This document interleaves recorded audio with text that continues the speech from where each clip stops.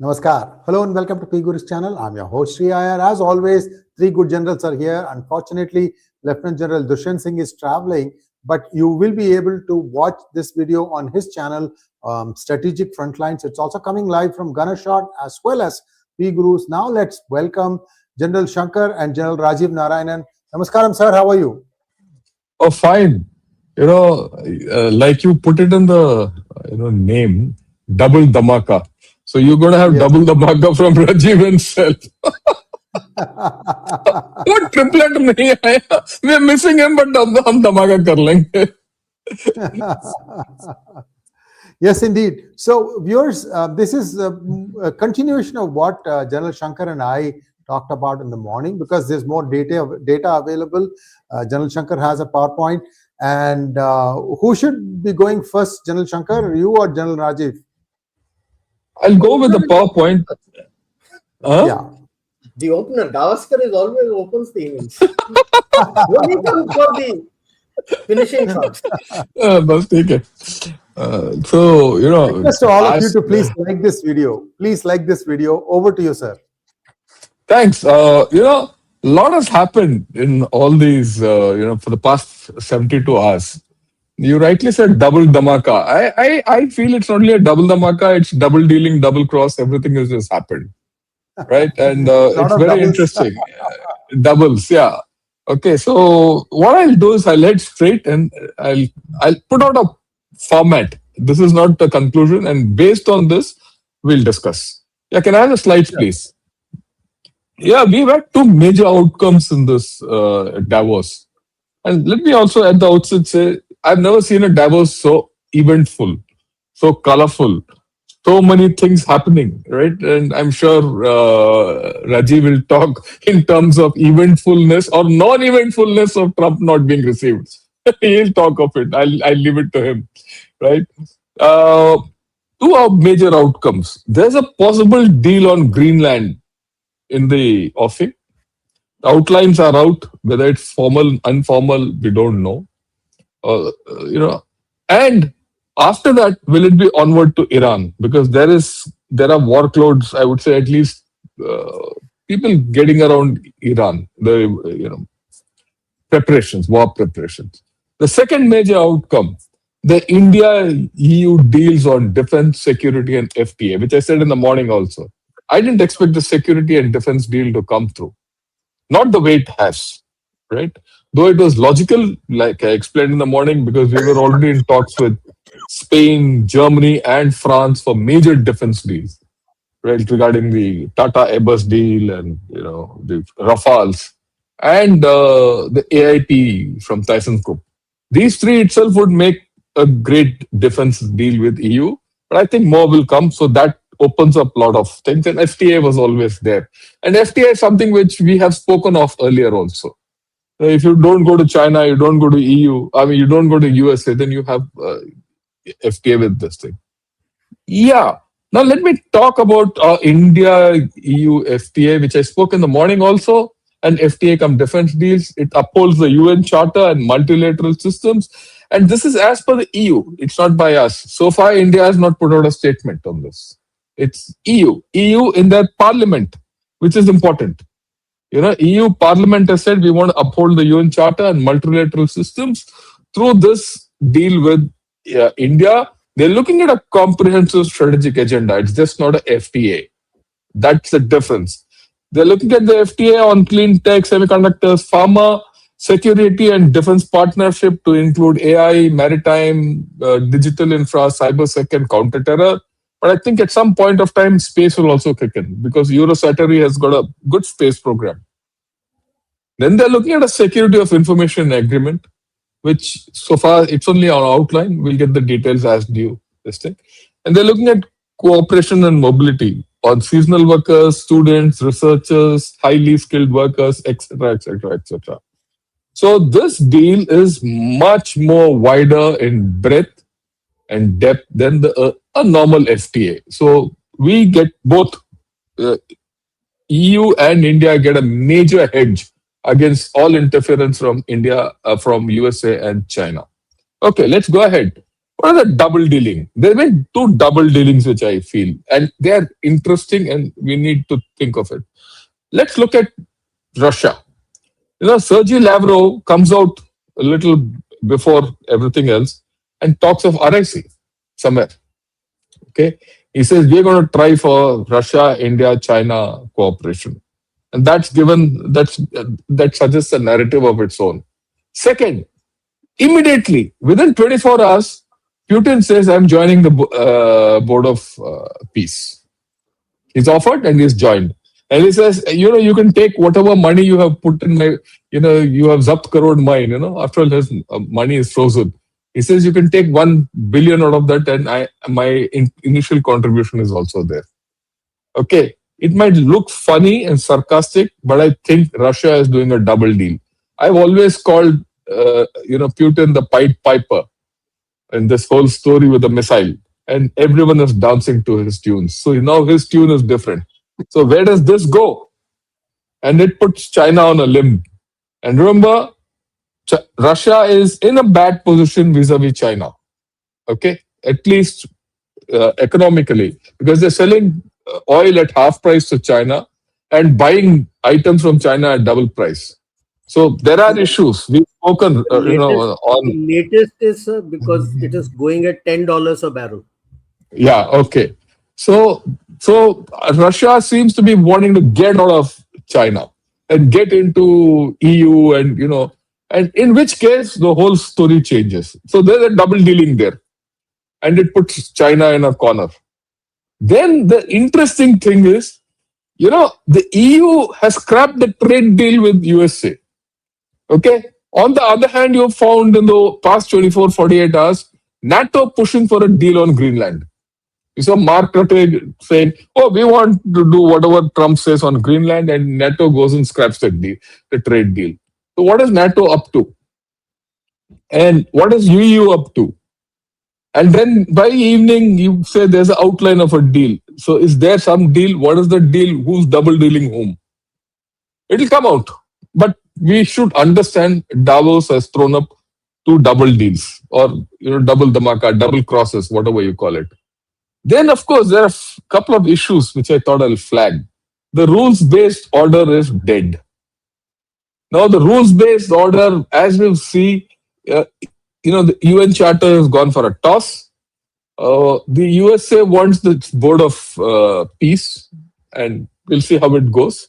And we also spoke of the Chinese Global Governance Initiative. So you're going to have this fundamental problem. This tussle is not going to ease out very easily. Then you have this issue of globalization versus deglobalization. China wants globalization, and USA has outrightly said we want to deglobalize. There's a conflict, huge conflict. And why does China want globalization? Because one thing is very clear, and this is something which we need to understand and everyone needs to understand. China is a one-pony trick of exports and globalization. If China doesn't export, it collapses. Internally, it's gone. Okay? It's only one trick is export, and export. If export goes, gone, so they're pumping in for globalization. I'm not going to say that export is going to collapse tomorrow. But if USA succeeds in deglobalizing, their exports are at risk. As it is, they are at risk. On the other hand, USA by deglobalization has this great expectations. Jane Austen's great expectations. I'm going poetry and going to English literature. Jane Austen and all that of reindustrialization. Okay, if you read Jane Austen and Great Expectations, it's all about a guy having great expectations and all that. I'll not go into that story, but they want reindustrialization, and it's not going to happen. Okay, these are all castles in the air. Some amount of investment will come in, but nothing to the tune of what people are saying. So this hybrid kind or a fog will continue. Now look at the Canadian PM. Now the Canadian PM as per many people, has given a great speech. I also liked it when I first heard it. I thought it was fantastic. But when I thought, I said, why is this man saying? The same guy spoke of China as the biggest threat, right? Canadians say that Chinese police stations function from Vancouver and Toronto and wherever.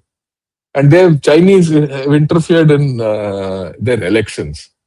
And amongst all this guy has gone and done a deal with China saying they're more predictable than USA. Is it personal? Is it a pick? What is it? Is Canada with EU? I don't know. Is it with the US? I don't know. Is it with China? We don't know. So to that extent, I don't know whether we should deal with China or Canada or not. It might be small, but there are issues because there are other issues connected with Canada in the offing. So that's one thing. Then, of course, Pakistani PM, the eternal beggar, like we discussed in the morning. This guy went and, the only photo which was there till yesterday, till today morning, was he going to the IMF chief and begging for money. But the two more vistas which are coming out, New Gaza. Jared Kushner today comes out with a plan for New Gaza. So this is going to be Gaza. So this is something, and where are the Palestinians going to be there? Will the Palestinians be accommodated anywhere in this transportation hub or coastal tourism or energy and digital infra? So that's something which one has to think of. Jared Kushner gave a 30-minute presentation at Davos to say, I'll do this, I'll do that, I'm going to build the whole thing. And if that happens, you're looking at a human catastrophe. Unless they've done a deal with the Palestinians. Right? Okay. In which case, the connotations are different. We'll see where it is going. Right? Let's look at the India part. Okay. Now, there's no doubt. The consensus on India is it's the fastest growing economy. Whether it's Geeta Gopinath, ex-IMF, the current IMF director, or Martin Wolf, a great economist, he says for the next 2 decades, I don't see anything else, or the IMF itself officially. Okay. Then I like the way Mr. Ashwini Vaishnav, he gave a measured but brutal pushback on AI to that panel. And then we have conveyed something to the world that you are thinking of AI in one direction, we are thinking of a direction which you have not thought of. Okay. I always say, intelligence can be artificial as far as AI is concerned, but stupidity is natural as a fallout. Okay. And I feel that the Western society as a whole on AI is exhibiting natural stupidity of looking at AI the way they think it should be. And we are going on a different track where ROI is important, input costs are important, and outcomes are more important. And that came out very well. And I think India was on a great wicket here. And this reflects the mentality of the Indian psyche today, that we need to maximize on this opportunity. I think this realization is something which augurs well for India. But then there are a few questions. Between globalization and deglobalization, what we have to look at is selective globalization. All right, or targeted globalization, because a completely deglobalized fortress kind of a world cannot exist. So, which means doing a lot of FTAs, which we have done. We have done now, we're going to do with EU, we've done with UK, we've done with EFTA, you've done with Australia, you've done with New Zealand, you've done with UAE, a great deal we have done, right? And I'm forgetting where else we have done. And more are in the offing, and Brazil seems to be coming, in February, their president has to come and it'll happen. But to operationalize these FTAs and increase their depth takes a lot of internal reforms and discipline and, I would say, ensure that the corruption doesn't come in. If all these get subject to corruption, we are done. Okay. I think so. How do we manage this? Because a lot of money is going to come in. Along with this, you cannot get away from globalizing with USA because USA Incorporated, like I said, is investing hell of a lot in India. That's why I said India needs to get its act right. You need to have sensible reform, and we should ensure that we don't go into this manufacturing and industrialization story in a hurry, because that will put us in a pollution uh, death spiral. What's happened to China will happen 10 times faster to us. That I think we need to understand this. But having said that, the EU deal gives breathing space to us. It gives us breathing space whether to join the BOP or not, the Board of Peace or not. There are arguments for joining, there are arguments against. We have to take a measured decision, and we'll have to also see which side the wind is blowing globally, right? And then take a call, because we have our equities with USA. USA has their equities with this. So I'll leave it at that. But this entire story reinforces the requirement of strategic and autonomy. We cannot get off the strategic autonomy line. And in fact, our prospects for uh, practicing strategic autonomy, I think, are reinforced in a huge manner. India is in the big league. Let's make no doubt about it. I've been showing this for the past 3 days. Okay. But I've done a little bit of a color here. If you look at the color out here, China and USA are going to be our problems in the future. Okay. EU, Russia, and Japan, Middle East, and Global South are going to be our opportunities. So, how do you balance this out? How do you ride this out? How you hedge this out is the challenge. But make no mistake, we are in the big league. Don't go by previous percepts. You have to look forward and look at something completely different. Your paradigm has to change. And in this paradigm, our internal politics plays a big part. And I think this time has come for the opposition, the political opposition in India, to rise above petty politics. Because this is an opportunity for India. It's not an opportunity for Mr. Modi. It's not an opportunity for BJP. It's not an opportunity for RSS or Hindutva. I'm making it very blunt. This is an opportunity for every Indian. He needs to come on board, and we all need to go further. You lose this opportunity, you're gone. And I'm sure Rajiv will agree with me, because we've been speaking of it. Okay? And of course, don't forget about China. We have to deal with China. China will come out with all guns blazing to ensure that we don't succeed. Let's not have any doubts about that. But the arrowhead of the problem will come from this lot whom I'm showing. You've seen Shahbaz Sharif conferring with Trump today. And if you see this clip, I've not got the full clip. It appears that Trump is asking, "Oh, where's the field marshal?" And Shahbaz Sharif shows where the field marshal is sitting, and Trump laughs at him. And of course, the field marshal has gone. This field marshal is like a dog guarding all these guys, so that this herd, you've seen a dog or a wolf which takes the herd of sheep around, and it goes only where, and it can only speak what the wolf talks of. So the danger comes from here. It's not an economic danger, right? It's the military danger, and it's the danger of the erratic. How do you neutralize that and ensure that you go ahead without getting sidetracked and emotionally entangled with Pakistan, without getting militarily entangled with Pakistan? Do it with a cool head and a stout heart.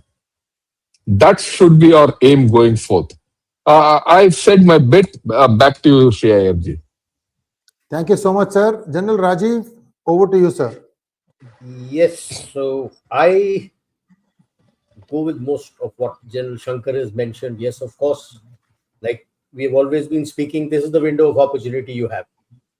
Take it or leave it, because this is one window where you find the geopolitical, geostrategic, and geoeconomic shift which you can take opportunity of. It's a once in a lifetime for a country. You don't get it like this. So let's talk of the double deal Dhamaka and what are the biggest issues that I noticed, apart from, of course, none from WEF, was there to welcome Trump,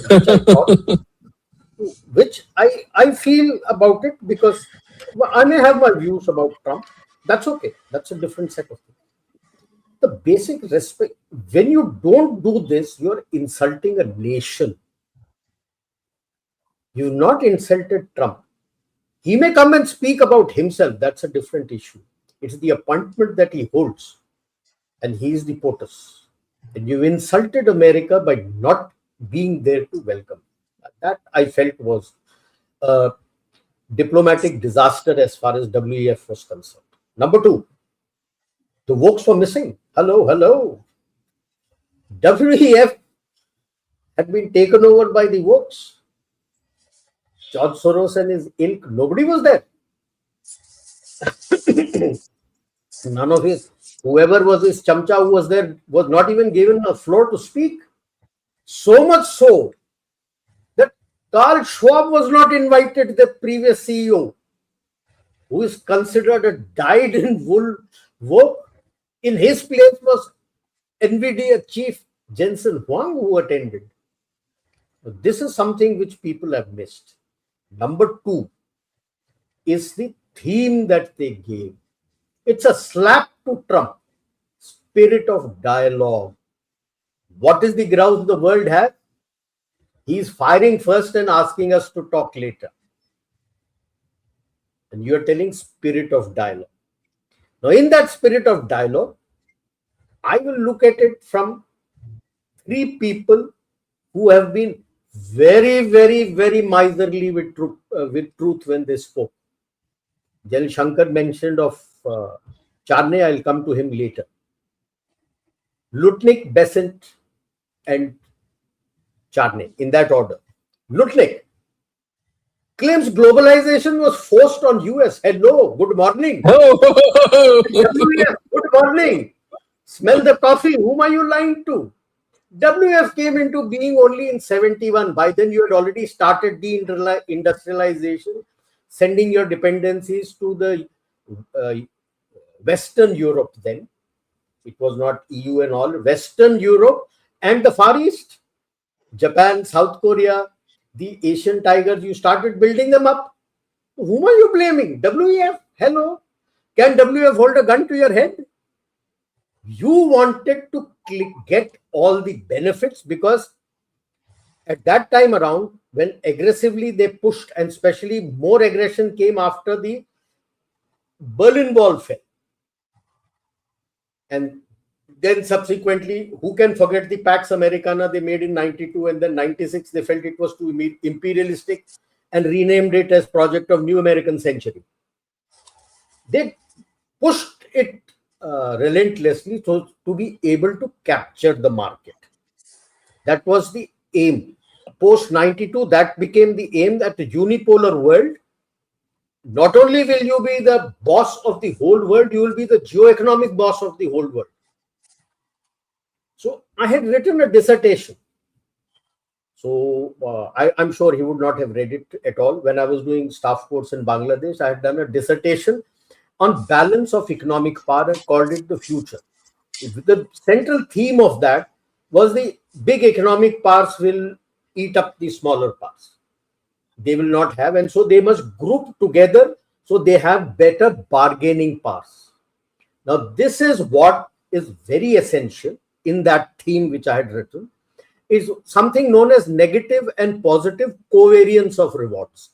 There is a covariance of rewards. When you and I do any trade deal, there is a covariance. Somebody will have slightly more, somebody will have slightly less. As long as it is towards the positive side, that is left, you find you have friendly relations, threshold of integration, you have compatibility, it moves in that direction. The moment it starts drifting towards the negative side, if it is low, mutual relevance to each other is low, conflict doesn't come. Yeah, you will have strained relations and fine, conflict doesn't come. The moment mutual relevance to each other for the nations or the regions becomes more, and you start moving beyond the threshold of ambiguous relations, then you have either cool relations or you push towards conflict. What has happened? No, you can take that out. Okay, this I had quoted from a book written by uh, Carl Deutsch, W. He had taken it from. We never give credence to our people who have written wonderful books.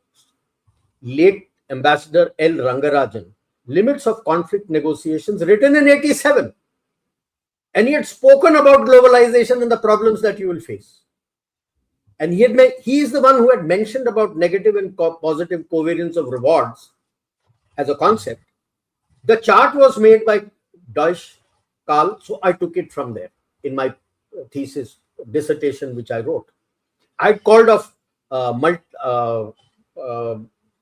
it multiple structures, for want of a name, which we today call a multilateralism. That if nations come together and with a major power, then you're able to negotiate better terms for yourself. Okay. Now, what has happened over the years? When you have done you deindustrialized yourself and sent away industries to the other countries. Over the years now, from 90 over last 2.5 decades, the power differential has reduced.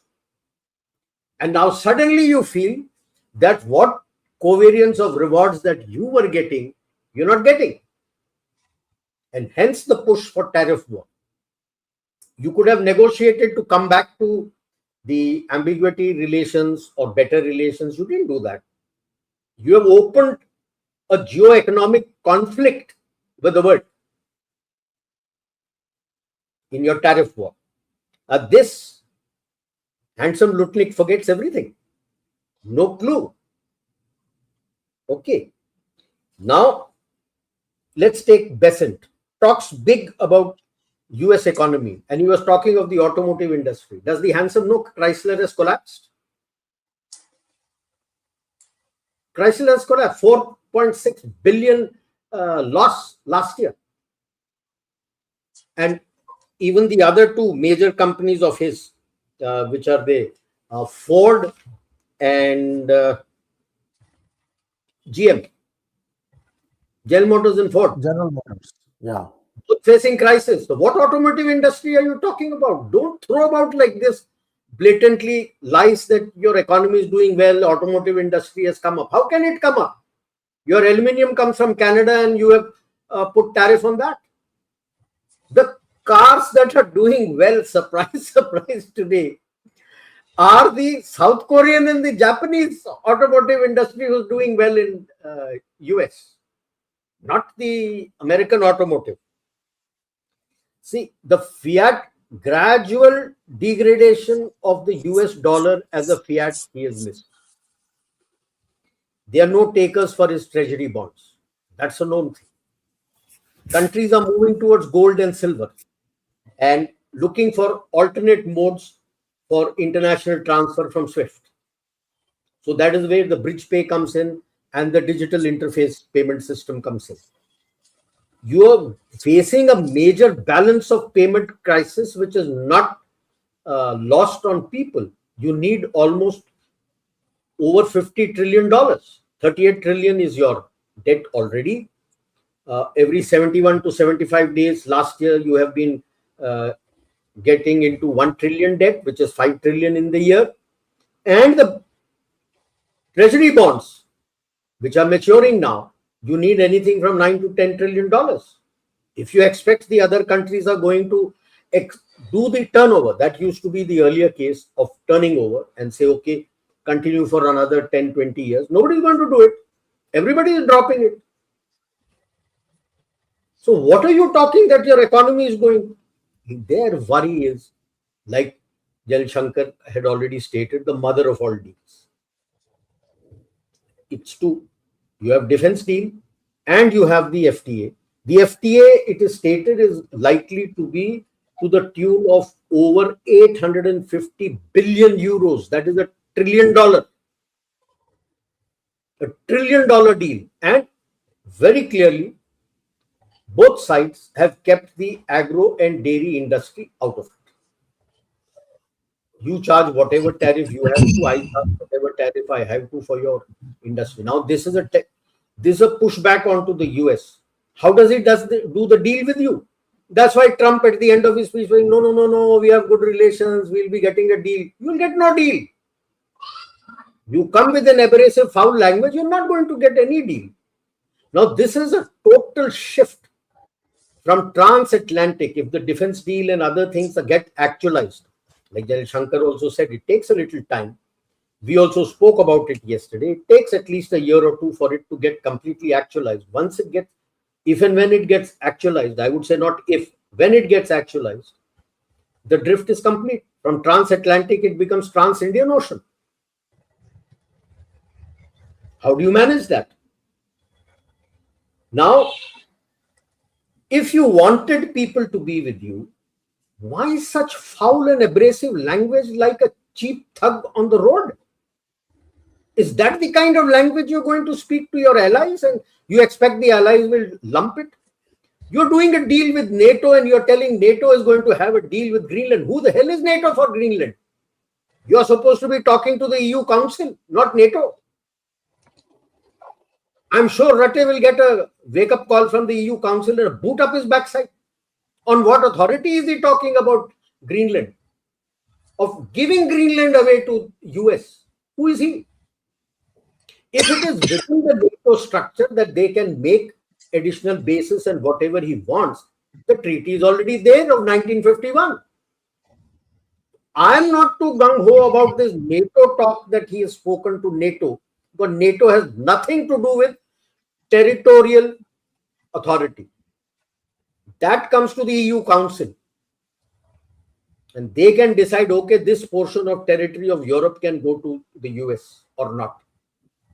Not NATO. And that is why France and Germany and others, Denmark, they've all very clear.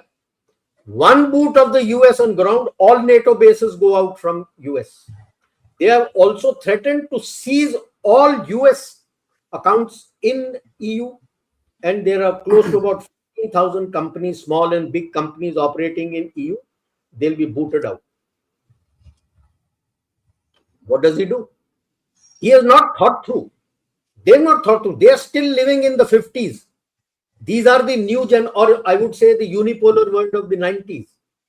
The neocons who are there. These are the new gen neocons who have no clue about anything. How the geopolitical situation is just. They have no clue. Because if he goes down this path, you'll suddenly find instead of transatlantic, it is trans-Indian Ocean. Trans, I would say, Mediterranean and Indian Ocean. Now look back. How India, along with Israel and UAE, has been securing your Red Sea corridor. You have now footholds available in Somaliland, Djibouti, of course, France is there, US is also there, France is there, Eritrea.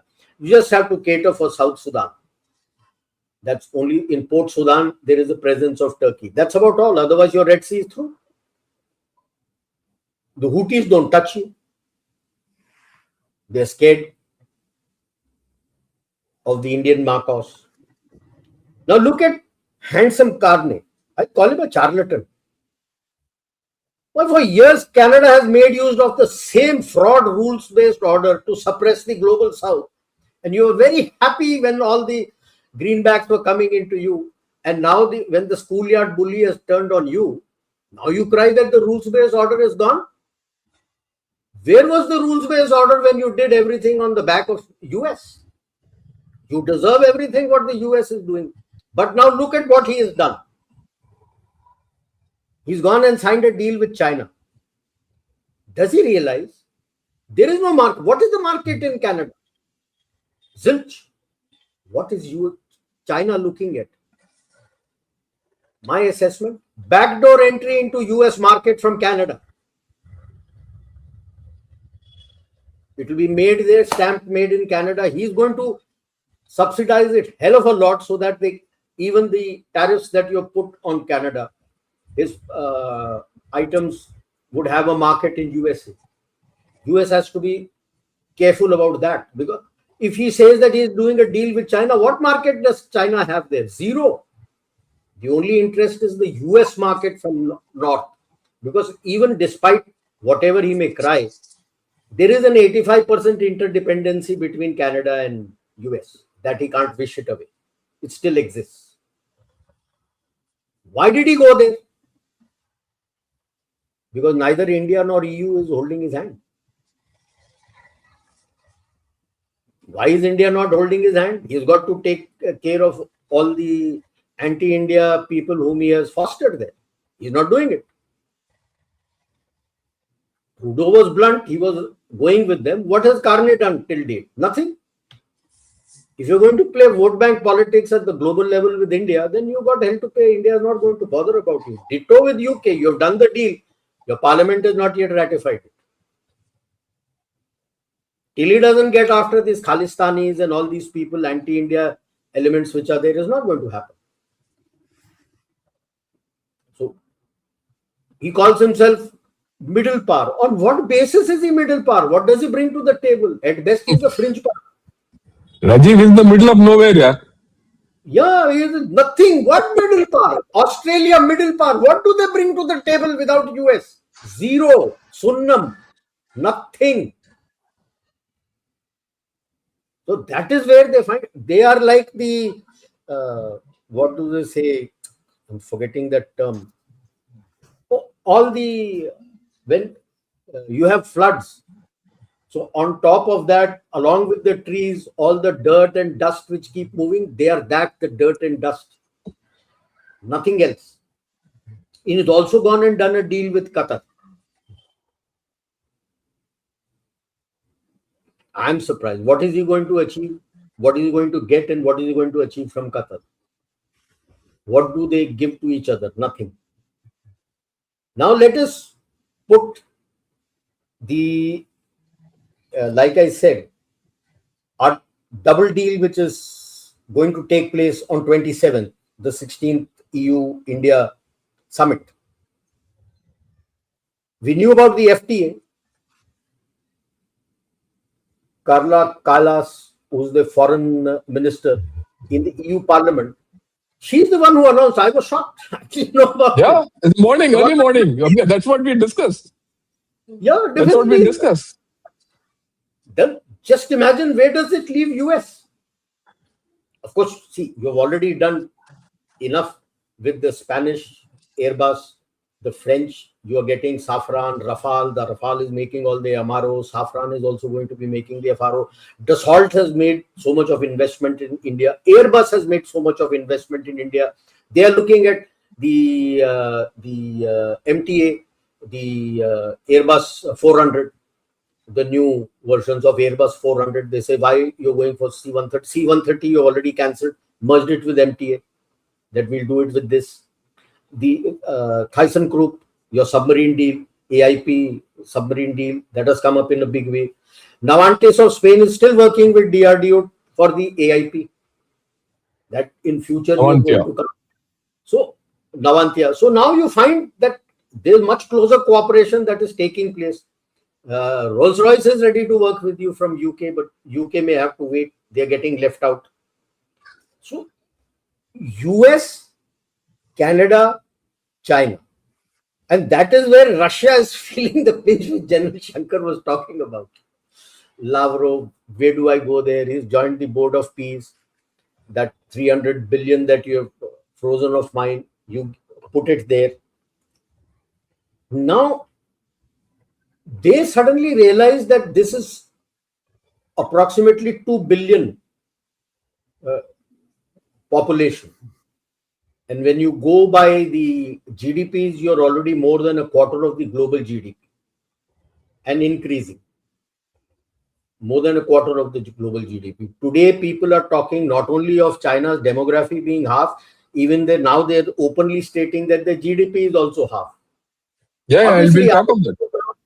IMF and EU have shifted towards India. They don't need China. So now the truth will come out more about China. They've already stated the growth rate is not even 5%, which was stated earlier. It is less than half of that. You're talking of 2% or less. So the switch which has come, this has come back to what I would term, which I termed earlier with the previous podcast with Sri Ayerji, concept of multipolarity. And call it by the theme because in the 19th century, post Napoleonic War, 1814-15, when all these five big powers had joined together. France was also there, it was a big power, so Napoleon went, so what? France, UK, Prussia, Germany had not been formed, Prussia, Austria, Austro-Hungary, and that Austro-Hungary had still to be formed. It was Austria and Russia. And Metternich was the foreign minister of Austria, although Austria. he's German, Austria, and he had coined this phrase, concert of Europe or concert of nations, which is the balance of power theory. And now I coined the term from that as concert of multipolarity. It is not that EU and India have become really close. To EU and India will be something like the transatlantic deal that they had with the Americans. It's not going to be that. So there will be EU with their allies, India with their allies, Russia with their allies, China with their allies, and US with their allies. So at the moment, two of them are coming close to each other to balance out the others. Which way does US go? How does it move? That will dictate what is going to come for Trump and his team. Because it is going to be tough times. Because of that, we have to be careful. You see, with all the, who are those people, if you leave out Russia, who are the people with who he has on his board of peace? Most of them are anti-Indian. Despite Israel's objections, he has brought Pakistan onto the board of peace. So for us, we have to be very careful. So China is hurting, US is hurting, big time. So they'll be external, but more there will be a lot of internal challenges in this coming 2 years we have to face. They will pose this to you. It's not going to be left unresponded. They will do it. And EU is going to face even more internal Islamic challenge. You'll find more and more. Because he joined hands in the board of peace with most of the Islamic countries. France is there, so let us see. I look at him like he's trying, has he joined up with Soros? Because the toolkit he has used is very similar to what the leftists use for regime change in a nation.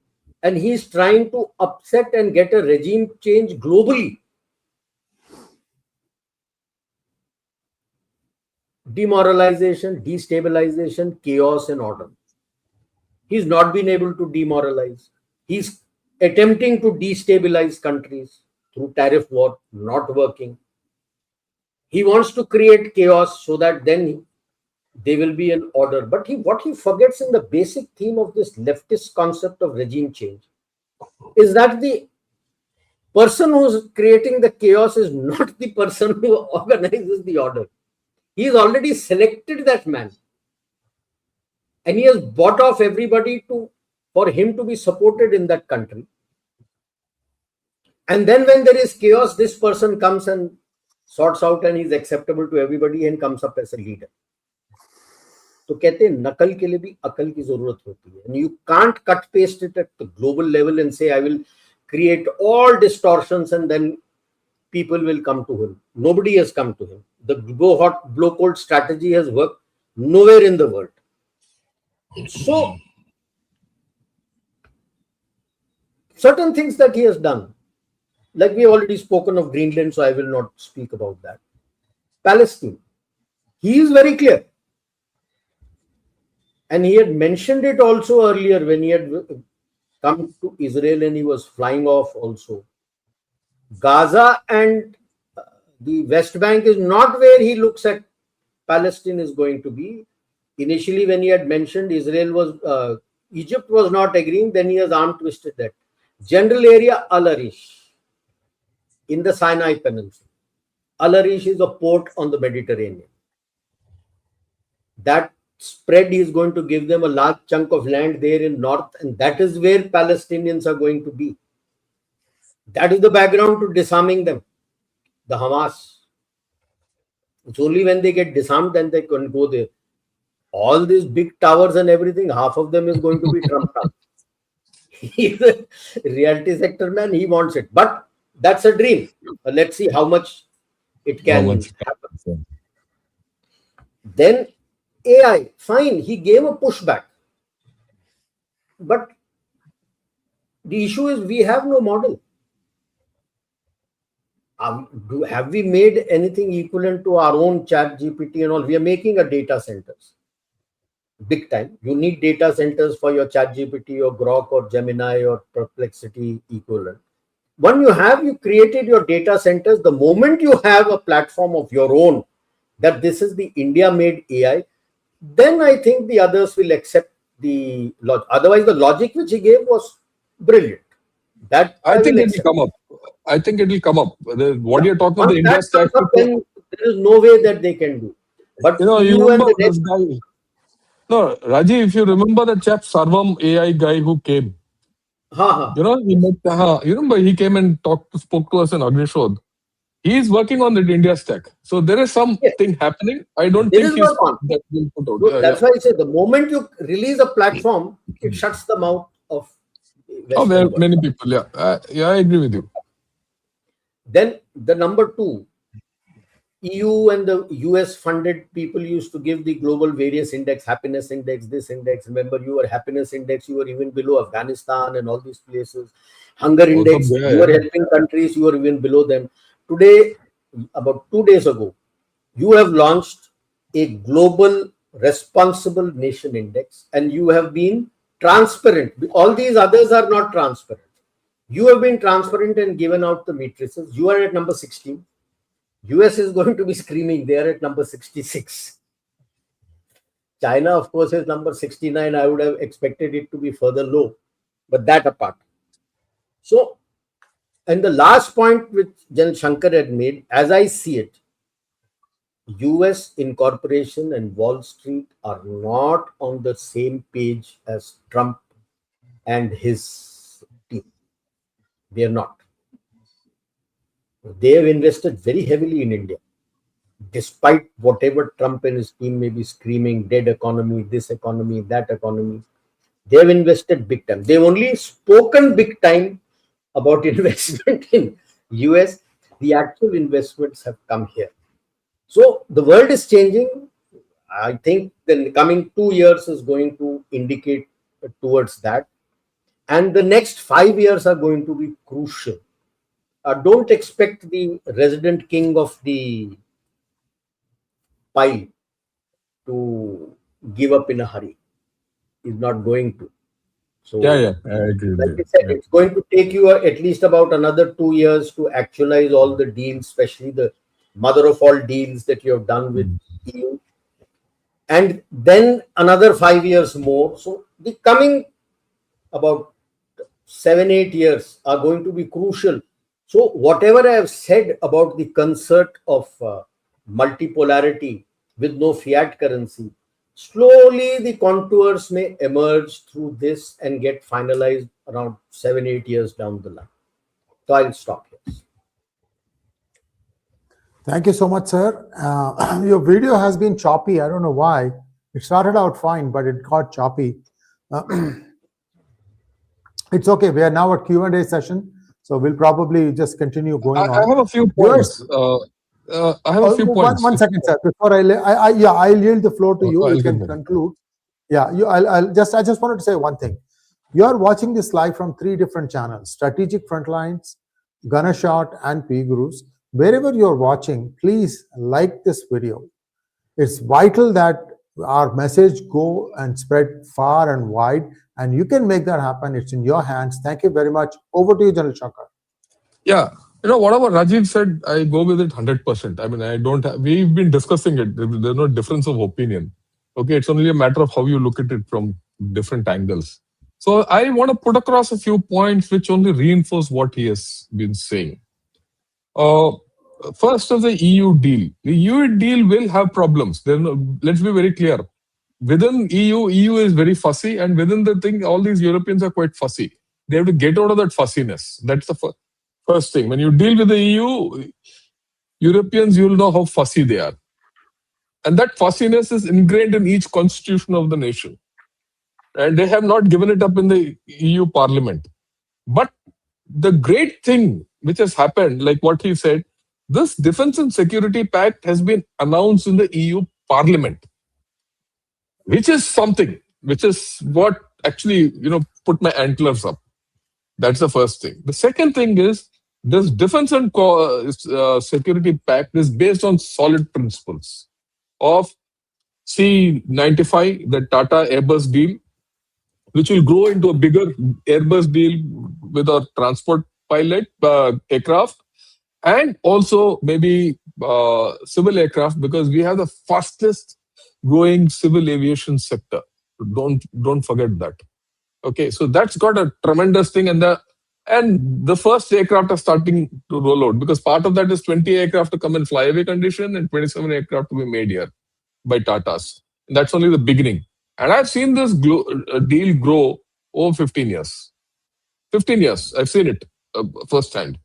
Okay, the second thing is Rafales. We've got 36 Rafales already, plus 24 Rafales for the aircraft carrier, Rafale M. We've ordered. We've done this order, already 60. Plus another 114. It has gone to the level where which has to go to the DAC and the finance ministry. So Rafales are going to come. Dassault is going to be here. AIP is going to be here. That's why MERS came. It's only a matter of Opchorika. And he also said we're just waiting for the deal which is to happen with the EU, and then things will go. If these three deals come, and they're mega deals and they're strategic deals, so the rest of the things will follow. That's the way I look at it. I'm just reinforcing it again and again. I said it in the morning. I said it earlier. Rajiv has said it. I'm saying it again. Next, an important thing which has probably missed all our attention, which it came when Rajiv was speaking. You secured the Horn of Africa and the Red Sea, right? You secured the Arabian Ocean, Western Arabian Ocean, or the North Arabian Sea, whatever you call it, right? And then the Suez is there already. Israel is sitting with Egypt, and we are okay with Egypt, and everything is fine. Israel has done a pact with Greece and Crete, and they have asked you to join in, 2+1. EU is now coming on board as a major partner of this. So what will come through IMEC? And this IMEC will be less US. And it will also bypass Saudi Arabia, right? And with UAE on board, UAE, Israel on board, this IMEC will get realigned, and it will start off. So I think that's a very important thing which is going to come up because of this EU deal. Okay. And the next thing, I want to speak 2-3 minutes on China, because we're not spoken of China. You see, what's happening in China, we need to understand. Will China keep quiet? China is not going to keep quiet. China is going to be the biggest loser of this deglobalization. Whatever you say about Trump, whether he does it, do, ye, wo, jo bhi bolo. China is going to get hit. And China will fight tooth and nail, and they'll fight through Pakistan. Same with USA. So USA is going to put all kinds of spokes between you and EU, whether through transatlantic equations or India-US equations, or direct or indirect, or through our own internal sources. Okay, so you need to guard against this both. And who's the focal point for this? Pakistan. So whatever comes through Pakistan, you have to see it with tinted glasses. There's no choice. We don't have a choice. How are you going to handle Pakistan? And our Pakistan policy is going to be important. It's not that you be soft to them. You have to be hard to them, and you should know how to handle them. Don't get into a war, but keep them in a corner. Right? How do we do that? We'll see. I have a couple of slides which I thought I'll show you.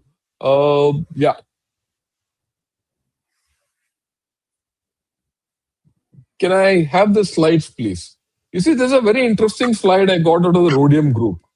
Okay, this is the kind of GDP which is there in China. Okay, The ones on the left are 23 and 24, 23 and 25 GDPs of traditional sectors. And these are the new sectors. Between 23 and 25, the traditional sectors have started contributing less to their GDP. There's no doubt about it with the switch of. But the new sectors which are here have not made good. They're not that much. Right? The new sectors in 25 have gone up, but they're not that much. And no one is consuming that inside. It's only outside. So China has a great vulnerability on 2-3 counts. One, the new sectors don't completely replace the traditional sectors. The traditional sectors being ICE, infrastructure, property, all that. And things like robotics, AI, AO, all those new sectors don't replace those. And the ones which are traditional are suffering. Huge. We've just done a discussion with yesterday morning we did about China population decline. Man, it's just cratering out. They've gone off the prescribe.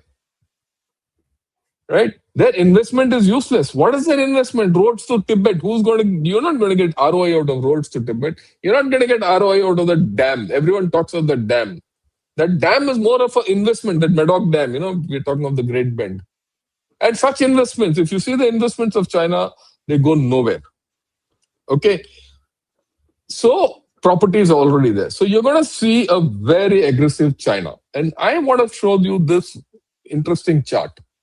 This is the comparison between what happened in Japan and what's happening in China. Okay. Now, if you look at it, when the Japanese bubble burst, thereafter it went down like this. This is the chart of Japan from then to now. Okay. And it started, and the population shrank and the thing fell down completely. And of course, when the Japanese bubble burst, it was the Plaza Accords. It is only now that they've started to recover. And how much time have they taken? 25 years. And if you look at China, this is, of course, the dip due to COVID, right? If you see, their story has started here with 3 red lines, which Xi Jinping drew.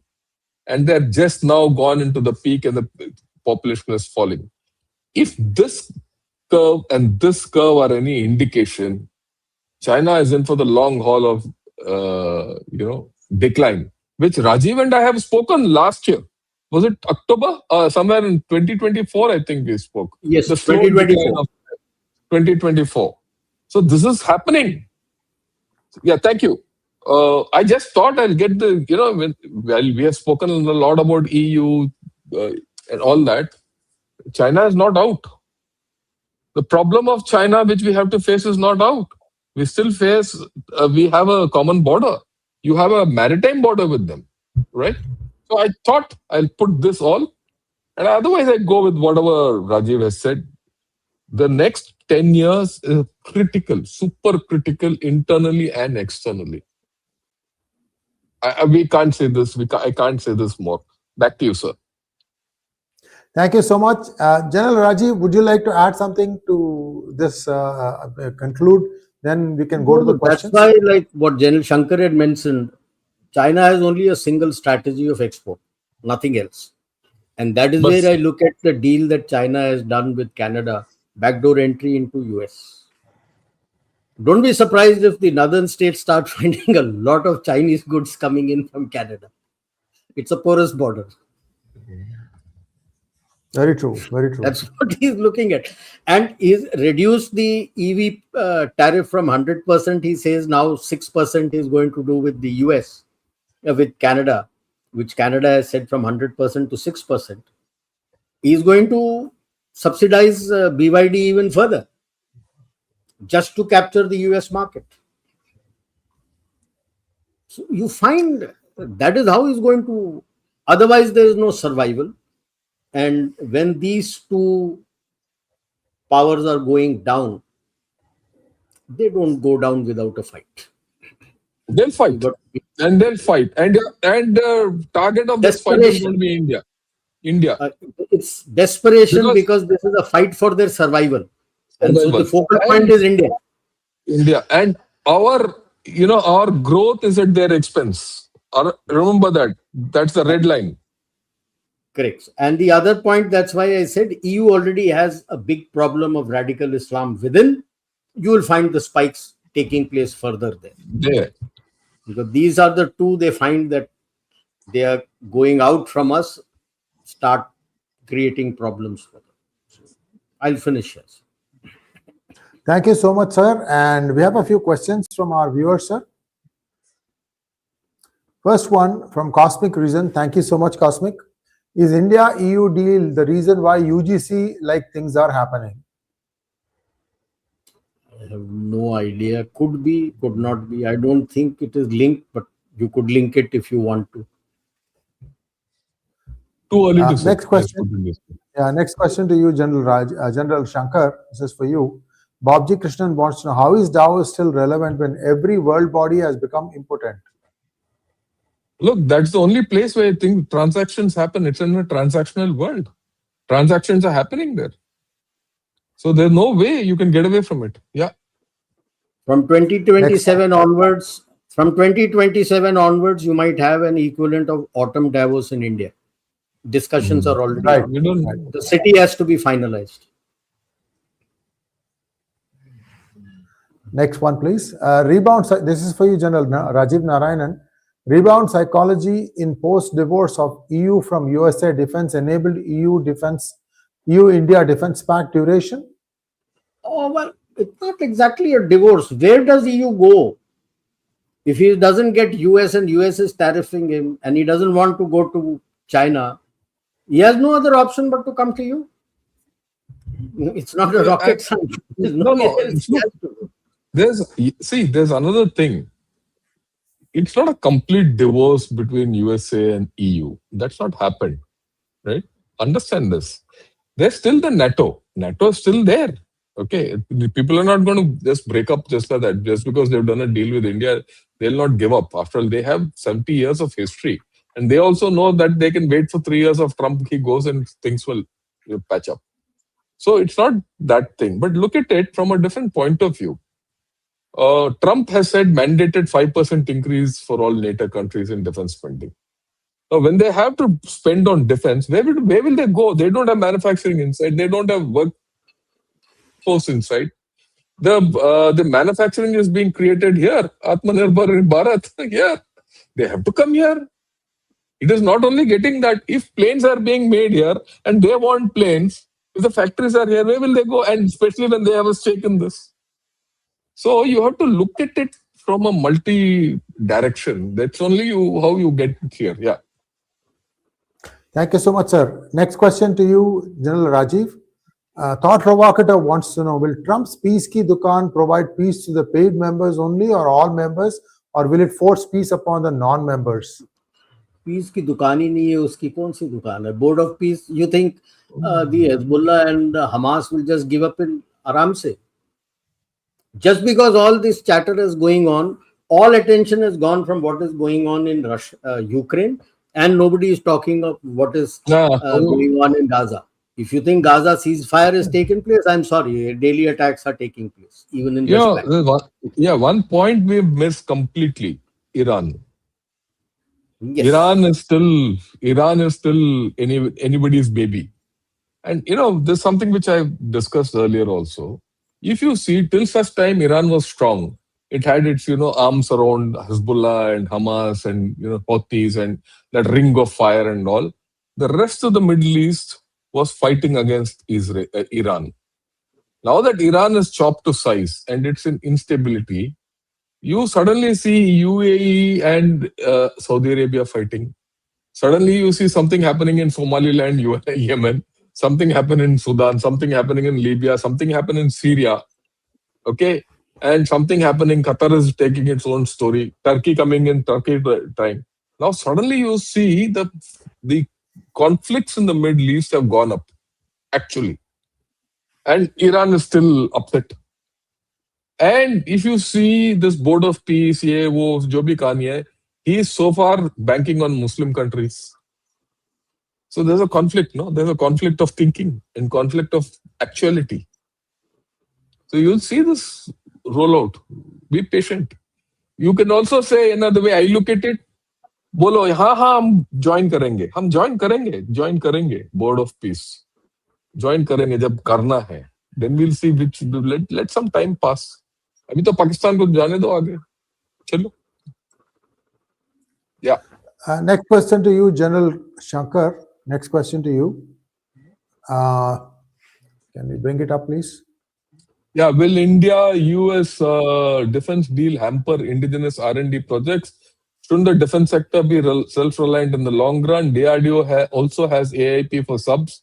No one gives know-how and know why. Yeah, I agree with you completely, right? But the fact is, DRDO has not proven its AIP so far. It's in fact not proven. That's what I had mentioned. They are working with Navantia of Spain. Okay, let it get proven. When you get proven, we'll use that. Till then, you can't stop your story going forward here. Okay, who's stopping a defense deal from happening here? Okay, and moreover, you have to understand manufacturing and integration facilities when they come in. See, the model, I'll give two models. One model is the Maruti Suzuki model. See, when Maruti Suzuki came initially, okay, 800, Maruti 800, it was completely knocked down kits from Japan. Today, most of Maruti cars which are produced in India have parts from India only. It's made in India almost. It's all here. The technology they might not give technology, but if they can't leave this place also. What happened to BrahMos? BrahMos was initially a joint production between Moscow and India, Russia and India. But today you can make the BrahMos, except for the fact that you want to continue with the a diplomatic deal with Russia. You can make the BrahMos. You already have the technology. Same thing will happen for others. It's a matter of waiting it out. And I go back in time when I was a brigadier and a general. Initially, I did become a general, and I was handling this. There was a lot of criticism about BrahMos within the army, MOD, everyone. But we held firm, some of us, and see where it is today. So you have to be patient in these. In many of these deals, or where technology transfer has to happen, and your capacities have to increase, and your skill sets and capabilities have to increase, it takes a minimum a decade. These are all decadal processes. Be prepared to get old. Only then you'll get that capability. Yeah. Next question to General Rajiv. If tensions ease out between USA and EU in the near future, how will it impact the spark of EU with India, especially the defense part surfacing after Kalas's comments? The defense part has got nothing to do with US. As it is, how much of US equipment are they buying? Not much. They have their own vibrant defense industry. Yeah. Even if it eases in the future, it'll take at least 3-4 years for it to ease out. Once trust is broken, it doesn't happen. You don't regain it very fast. At some point in time, I'm sure it'll get eased out. That's why I called it the concept of multipolarity. So EU will have its allies, US will have its allies, you have your allies, Russia has its allies, China has its allies. So when I'm talking of strategic autonomy, I should be very clear. Strategic autonomy works both ways. If I am saying that where my national interests coincide, I'm going to have relations with the others, how can you deny that to the other person? When you're not doing strategic autonomy. So if at some point in time in the near future, EU feels that certain aspects of their interests are met with USA and Trump and his team has gone, they're most welcome to do it. That is what the concept of, that is what is called balance of power. That's how IR works. You are looking at it so much, sir. Bipolarity. Don't look at it from bipolarity. Bipolarity is over. Thank you so much, sir. Next question also to you. 28 EU nations need to ratify trade deal in Parliament. What if Trump or China stops even one of the 28? Is UK-India deal through in UK Parliament? Neither Parliament they have placed it, and yes, that's why I said it will. Just because a deal is signed, and that's what Gen Shankar had also mentioned. Just because a deal has been signed doesn't mean that it is going to work. It's not going to. It takes its time. I gave it 2 years. And Trump and China will do anything and everything to get it scuttled. That's part and parcel. Thank you, Sajid Kumar, for your donation. And now, thank you, Puramuk. Are our ads capable to counter something like Davos? Gen Ravi Shankar. Yeah, look, at this point of time, there is no AD anywhere who can handle a missile like BrahMos. This is not for us, it's across the table. People are developing it, right? Let me give you a very simple thing. When a missile goes at 3 to 4 Mach, a AD system has to go at about 7 to 8 Mach. Okay? And once you cross the threshold of 3 Mach, the time when reaction and everything is very slow. So people are working on it. So I don't think even China can stop a BrahMos from going. I don't think USA also has got the capability of stopping a BrahMos at this point of time. So it's everyone's problem. I leave it at that at this point of time. Yeah.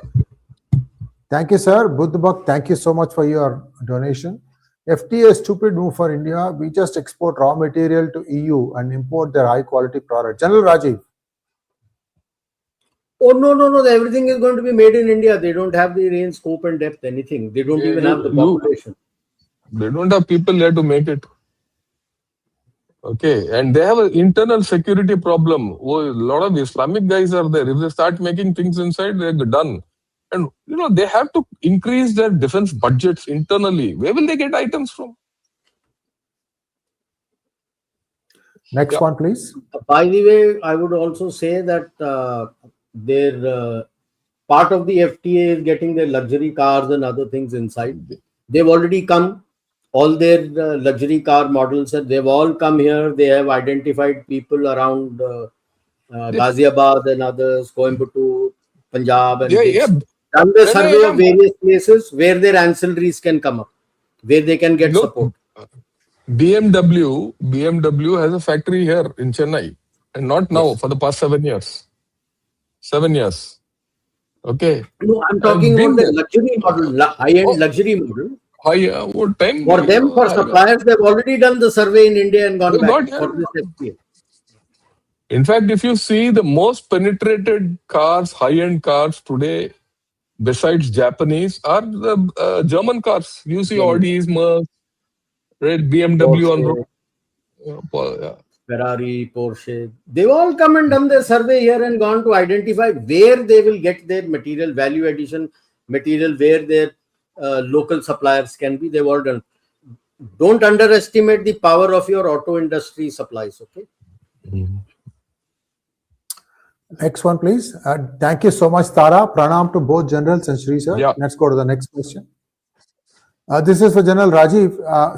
Starmer will visit China very soon. Today in Davos, UK says they will bait China if necessary. If they help China militarily, isn't that a crisis for US? NATO secretary still calls Trump his daddy. What help is Britain going to give militarily to China? Don't make me laugh. That's a joke. Britain helping China. China needing help. If he says that he is going to ask China to help him militarily with various defense products that he wants to buy, that's a different thing. What militarily is he going to affect? Nothing. We've been telling Gen Shankar and I that without US, NATO is zero, sunnam. There's nothing that they have in NATO. Why do you think NATO secretary still calls Trump the daddy? It's not Trump. US is his daddy. He knows it. If the US pulls his hand out of NATO, that is the end of NATO. Thank you very much. Nothing can happen. Trump is not very wrong when he says that Ukraine war is surviving only because of US support. It's laughable to say China is going to ask UK for military help. He is also going in desperation, but how does it help China? Like I said, Canada, yes, backdoor entry into US. UK, backdoor entry where? If he was part of EU, then yes, backdoor entry into EU. He is nowhere. He is out on his own. So let him say. Let's see. Question for General Shankar. Sir, pronounced to you. I have a question. Will there be a counter regime change from the rest of the world on the US? Your thoughts? No, I don't. And I think, Sri Ayarji, you should answer this question. You know, I US will say politics. the rest of the world doesn't have that range, scope, and depth that the US has. Let us be very As clear on that. On doing such things, it is the US who has the range, scope, and depth to do such things. The rest of the world doesn't have. General Rajiv, this is for you. Rajiv, sir, thank you so much, Saurabh. In India, what India should do not to miss this bus as far as trade deals are concerned, to get it in our favor and not only for others. Double Yeah, you took got to cheese. work with others. There are a lot of rules that have to be changed. You industrialize, you got to make sure that your environment doesn't get damaged. Look at Delhi's AQI. Initially, they blamed on stubble burning. Stubble burning is done and dusted. The AQI is still poor. Why is it poor? Then you blame it on wind and other things. Why is it poor? It is because all around you're industrializing, but you're not catering for the pollution which is coming out from there. Now you do that type of industrialization like Chinese. I remember how bad Beijing and all of those areas used to be. You're facing the same thing. You've got to cater for the pollution also, the environment also. So that is one thing. In favor of you, you're getting it. You got to get your rules and regulations in place. And that's why I've given it at least 2 years. No? It will take you 2 years to resolve all this and get your things in place. Next question to General Shankar. Beyond the commerce and trade of a free trade agreement, how does this moving closer shift affect defense technology transfers? Can we expect the EU to finally treat India as an equal, strategic equal, by easing controls on high-end tech, or is this deal mostly focused on market access for their goods? Look, we've explained this whole thing already. Okay, it's going to be a gradual process. Like already Tata Airbus is producing here. Rafale has, Dassault is coming here. Sooner or later, ThyssenKrupp will also come in here. In fact, ThyssenKrupp is already here, incidentally. Yeah. Okay. So they'll come. Once a factory is put up and everything is put up, it's not going to go out. Okay. And so this will only grow. Just be patient. We are not talking of high-end technology. Is not one small thing that we say this is high-end technology. When you say high-end technology, it's a bouquet of technologies which go into one, making a shape or a submarine or an engine or, a particular system. There's integration technology, there is, electronics in it, there is hardcore technology, there is metallurgy in it, there is welding technology. There's a lot of technologies which are there in it. It's not simple, it's not one. Okay, we deal with it. Both of us deal with it on an everyday basis. We know what all technologies are involved. You need electronics into it. So it's going to happen slowly. What I would just Next add question to for this General is Rajiv. that all these deals and like what General Shankar said, your regulations, your ancillaries coming up here, this is the foundation that you are setting up for developing it further and further. Don't be, I would say, quick on the gun for going there. Haste makes waste. Yeah. Next question When to you you, say quick General on Rajiv. the, no, 1 minute. When he says quick on the gun, right? Dekho, quick gun, Murugan, mat banna. No quick gun, Murugans here. Very true, very true.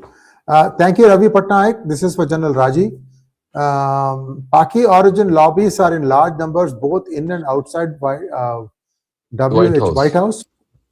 Who keep constant pressure against Bharat? I don't think so. Whatever it be, all said and done, this is one weakness we've all been speaking about. We are very weak in narrative warfare. In cognitive warfare, we are very weak. But things are happening, at least at the military level.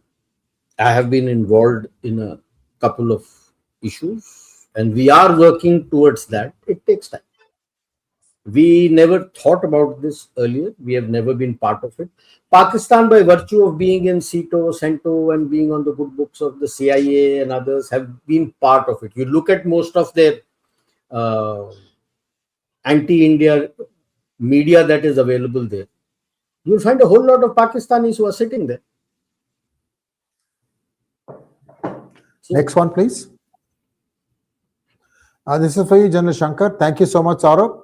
चलो range lethality precision को और बढ़ाते हैं हम shell को rocket को missile बनाते हैं IIT Madras. When can we see the induction, sir? Induction. Look, the first induction I expect in about 2 years' time. Okay, and in all probability, it will not be public. Also, I'm telling you now, it will not be public. Balance depends on how fast the government wants to proceed. Okay, it's a matter of funding, putting an environment together, people understanding this concept. New technologies take time. And this is part of our reform. We don't have a bureaucracy which can support fast change and quick adaptation to high tech. We still have guys from agriculture becoming, secretaries of defense. You have guys from, railways coming in charge of acquisition and things like that. Our Babu, and our IAS officers don't have a background. And our MOD is very poorly integrated with the services. Very poorly. Very poorly. Okay? And we don't have a technology culture. We have a beautiful culture in our armed forces to use technology. We don't have that kind of culture to make technology. And we while one might say we are learning very fast, but I think there's a long way to go. I'll be very honest. We should be honest with ourselves. Okay? And if you could, and this is a national culture, if you could be so good at absorbing technology or making your own technology, right? So many of our IIT graduates and engineering graduates shouldn't be going to USA and other places. We should be doing things ourselves. Like what Rajiv said, we don't have an AI stack in India, our own platform. Why? So it's a matter of the government also has to realize all this. Luckily for us, this government has started thinking on those lines. Same government, Mr. Modi's government, probably 5 years back was not thinking so. Right? There's a change. They also see this opportunity coming mercifully, right? So I think things will happen. One should be patient. Things are happening. One sees it happen. I'll put it in a different manner. I heard Mr. Ashwini Vaishnaw push back. For the first time, I saw a Indian minister, talking technology. We've never had someone like that to talk technology. That itself is a great change. It'll happen. Things will happen. With that, a lot of trickle-down things will happen. So we'll leave it at that. Yeah. Thank you so much, Dark Knight. General Rajiv, this is for you, sir. How prepared are we to fight the long war? The economic giants won't go down without a fight. What's your take, sir? Yeah, we are prepared. Yeah, that's what we keep preparing for. And that's what we keep saying. I said 8 years, General Shankar said 10 years. That's what it's going to take. And you will be. And the fight is not going to be in the economic way. Yeah, they might ask any EU country not to do it. Will they do it, not do it? The EU itself will put pressure on them because they are desperate. The two pillars, France and Germany, are desperate for the Indian market. Without the Indian market, they are doomed. They collapse. I won't say doomed, to collapse. Yeah, they are going to ride roughshod over these countries, try as much US and China is going to do. The survival depends on this FTA. Defense may come, they may not be okay, something may happen, but the defense deal is going to be with individual countries and other things. So don't much worry about that. As far as FTA is concerned, they're going to come there. The threat is going to be in your internal security and external security. They're going to use all their cat's paws who are available, both US and China. Both in India and in EU. Double Dhamaka hai ye. Yes, both in India and EU. So be prepared for that. Thank you, Vani, for becoming YouTube member. Last question. Thank you, died in plane crash 464. General Rajiv, gas turbine may be guzzler, but it sounds better than diesel clatter and cold start. Also, how good is Abrams and other Western tanks suitable for now? Gas turbine is most useless in Indian terrain. There's so much of dust. I'll have to keep changing my filters for everything. Sorry, it just doesn't work. Just go through, if you can find it on the net today, go through what all problems especially in the first Gulf War and second Gulf War, the Americans had in that area. Okay, so sorry, it will just not work in our terrain. The other Western tanks, Leopard and other things. By the way, your Arjun tank is modeled on Leopard only. Let's be very clear on that. Leopard and other things can function, but it's the weight. Why is Arjun a problem? Though it has been made on a Leopard model, is the weight. You don't have, your normal bridges are about 40 tons or 18 tons and 12 tons, essentially 40 tons load carrying capacity.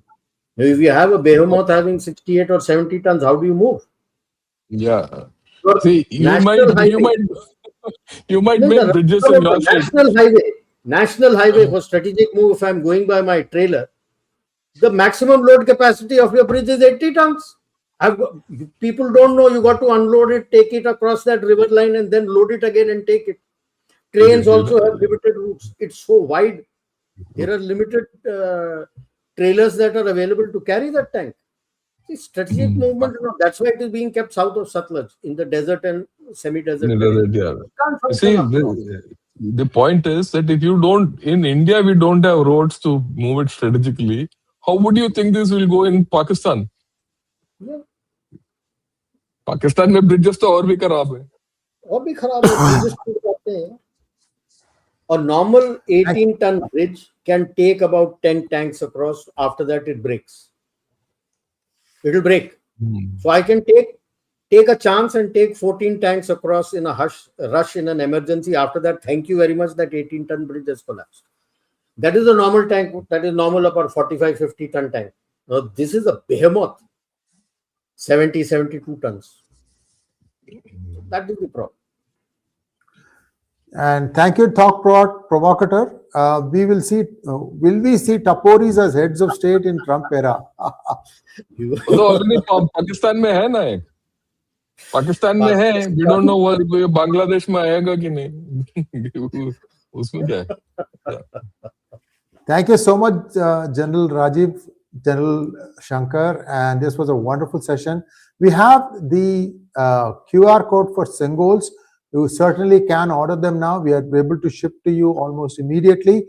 Please do place your order. We're also going to give you, for those who just bought the Sengol, we're going to give you a stand.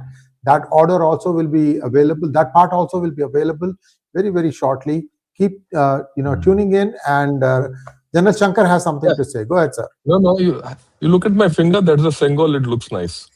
Oh, right. Here's the Sengol right behind. My Sengol is in the living room. Pride of place. Thank you so much, sir. With all your protsahan, we are selling it to many places now. Thank you so much. And we'll be back again next Thursday. I think there are some travel issues, but we'll make sure that things will get sorted out. Thank you so much, sir. Thank you, General Rajiv, and thank you, General Shankar. Namaskar. Namaskar.